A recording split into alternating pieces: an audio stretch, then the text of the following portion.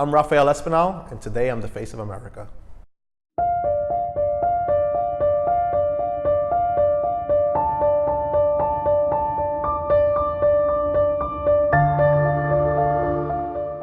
I'm City Councilman Rafael Espinal. I'm a born and raised Brooklynite from the neighborhoods of East New York.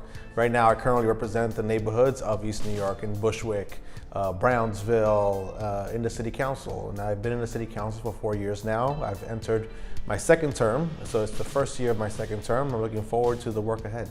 I don't ever believe or think that I might be president of the United States, but if you ask my 7th grade social studies teacher, he'll tell you that he dreams of me being in the White House someday. I'm not sure if that's ever going to be something I look to accomplish, but it's always great to dream and think big.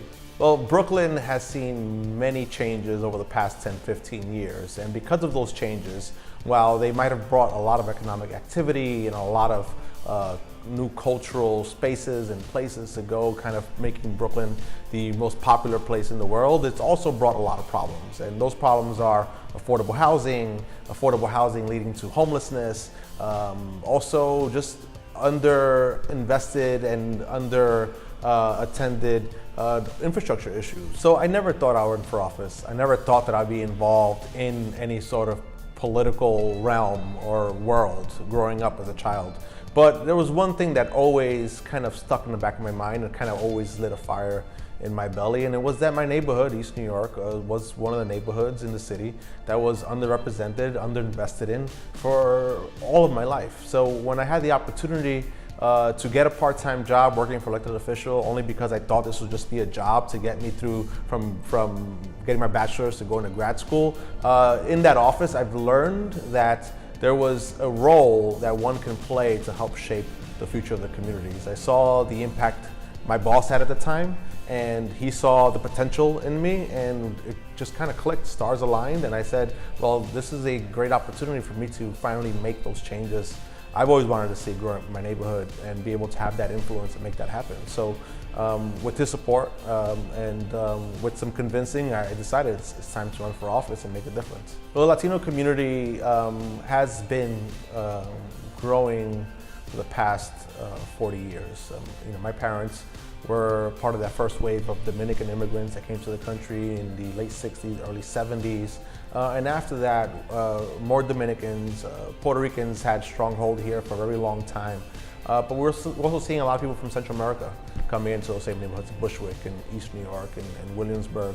So I think it's no secret, America and New York City is the place where you can make your dreams come true, where you're able to come and get a job, raise a family, buy a home. And that's what draws a lot of immigrants to come here. Unfortunately, I do have to note that that dream is becoming more and more difficult, because of income inequality, because of the price of rents, because of the prices of buying a home. So, just thinking about that immigrant experience, thinking about the Latinos moving into this country and other immigrant populations, it just reminds me that we have to do more as a government to make sure they have the tools in order to be able to live the American dream, just as my parents were able to do 30, 40 years ago.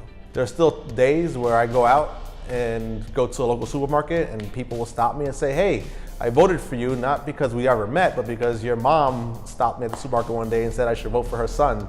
I'm glad to see you're doing well. And so my parents' impact still plays a role and I guess continues to help with my work today. I think that the reason you're feeling that your vote doesn't matter is because you're not voting.